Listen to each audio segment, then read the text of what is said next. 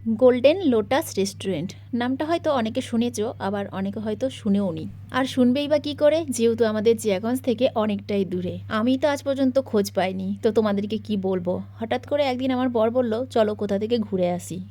আসলে আমাদের ঘুরতে যাওয়ার কথা ছিল একটু বাইরে, তো কোনো কারণবশত আমরা যেতে পারিনি। তো মনটা আমার খুব খারাপ ছিল, তাই বর বলল চলো তোমাদেরকে একটা জায়গা থেকে ঘুরে নিয়ে আসি। কিন্তু জায়গাটা কোথায় সেটা কিন্তু বলেনি, গাড়িতে করে আমাদেরকে নিয়ে বেরিয়ে পড়লো। তারপরে আমরা একটার পর একটা রেস্টুরেন্ট পার করতে করতে অবশেষে আমরা এসে পৌঁছালাম এই যে চুনোখালিতে। প্রথমে ভেবেছিলাম হয়তো জিয়াগঞ্জের কোনো রেস্টুরেন্টে নিয়ে যাবে, তারপর যখন জিয়াগঞ্জটা পার হলাম তখন ভাবলাম হয়তো লালবাগে কোথাও নিয়ে যাবে। তারপর লালবাগটাও পার হয়ে গেলাম, তখন আর বুঝতে পারলাম না যে আমাদেরকে নিয়ে যাচ্ছে কোথায়। তারপরে আস্তে আস্তে দেখি চুনোখালি থেকে এই যে আমাদেরকে এই রেস্টুরেন্টটায় নিয়ে এলো।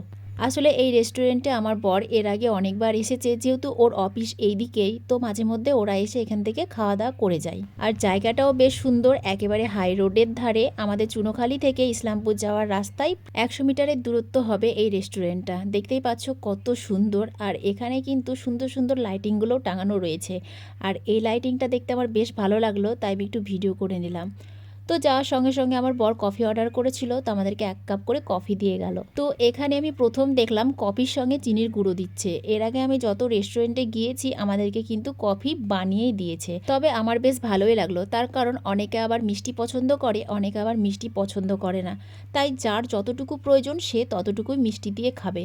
তবে আমার জানো তো একটু মিষ্টি খেতেই বেশি ভালো লাগে, মানে কফিটা, চাটা আমি হালকা মিষ্টিই খাই, তাই আমি একটু বেশি করে চিনি নিয়েছিলাম। আর এইদিকে আমার বর নিয়েছে গ্রিন টি। তো গ্রিন টিটাও বেশ সুন্দর করে সাজিয়ে দিয়েছে, যা যা লাগে সব কিছুই দিয়েছে। মধু দিয়েছে, লেবু দিয়েছে।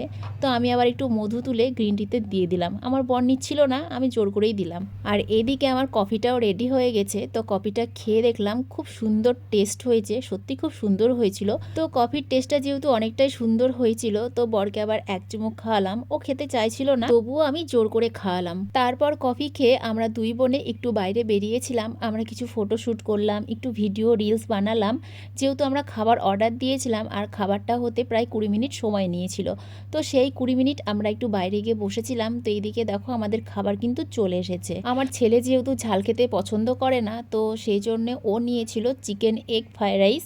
আমার বর নিয়েছিল নান রুটি, আর সঙ্গে নিয়েছিল চিকেন কষা। আর আমি আর সঙ্গীতা নিয়েছিলাম চিকেন বিরিয়ানি, কারণ আমি হচ্ছি খাঁটি বাঙালি। এখানে গিয়ে তো রাতের বেলাতে ডাল ভাত খেতে পারবো না, তাই বিরিয়ানিটাই অর্ডার দিয়েছিলাম, যেটা আমি তৃপ্তি করে খেয়েছিলাম। আর আমি বাড়িতে বলো আর রেস্টুরেন্টে গিয়েই বা বলো, আমি কিন্তু হাতে করেই খাই। তার কারণ হাতে করে খেয়ে যে শান্তিটা পাই আমি, সেটা কিন্তু আমি চামচে করে খেয়ে পাই না। আর এইদিকে কিন্তু আমার ছেলে বাড়িতে হাতে খেলেও ও কিন্তু রেস্টুরেন্টে গেলে কাঁটা চামচেই খায়।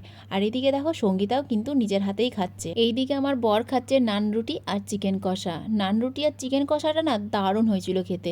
বিশেষ করে এই যে চিকেনের যে গ্রেভিটা ছিল সেটা তো দুর্দান্ত ছিল খেতে। আমরা দুই বোনে বিরিয়ানি খাওয়ার সঙ্গে সঙ্গে কিন্তু নান রুটি আর চিকেন কষাও খেয়েছিলাম আমার বরের কাছ থেকে। তারপরে খাওয়া দাওয়া কমপ্লিট করে এই যে বাইরে এসে আবার একটু রেস্ট করছি। সঙ্গীতা বসে আছে, আমার ছেলে খেলছে, আর এদিকে আমার বর দাঁতের ভেতর থেকে মাংসর কুচি বের করছে কাঠি দিয়ে। তো রেস্টুরেন্টটা দেখো খুব সুন্দর, বাইরে একটা স্টল করা আছে, এখানে কফি, চা, এমনকি কোল্ড ড্রিঙ্কসও পাওয়া যায়। আর আমার মুখে আছে মৌরি, কারণ মৌরি খেতে আমি খুব পছন্দ করি। আর এখানে এত সুন্দর লাইটিং করেছে যে আমার ছেলে ওখানে বসেছিল, দেখতে বেশ ভালোই লাগছিল লাইটিংটাই। তো মা ছেলে ভাবলাম একটু ভিডিও বানাবো। তো আমার ছেলে কিছুতেই ভিডিও বানাচ্ছে না, কারণ ওর ভিডিও বানাতে বা ছবি তুলতে প্রচণ্ড আলিস্যি, পছন্দ করে না। জোর জবস্তি হয়তো 2-1টা ওকে নিয়ে ছবি তুলতে পারি কোনো রকম, কিন্তু ভিডিও আর করতে পারি না। তারপরে এখন প্রায় রাত্রি 10টা পার হয়ে গেছে, এখন তো বাড়ি যেতে হবে। আর আমাদের এখান থেকে বাড়ি যেতে প্রায় ঘন্টাখানেক সময় লাগবে। তো আমরা রেস্টুরেন্টটা ছেড়ে এখন বাড়ির দিকে রওনা দিলাম। যাই হোক, মন খারাপটা একটু হলেও ভালো হলো, কারণ আমরা যখন কোথাও ঘুরতে যাব বলি আর সেখানে যখন ঘুরতে যাওয়া না হয়, তখন মনটা কেমন যেন খারাপ হয়ে যায়, তাই না? তো সেই খারাপ মনটাকে ভালো করার জন্য আমাদের এই অল্প সময়ের জন্য একটুখানি ঘুরতে আসা।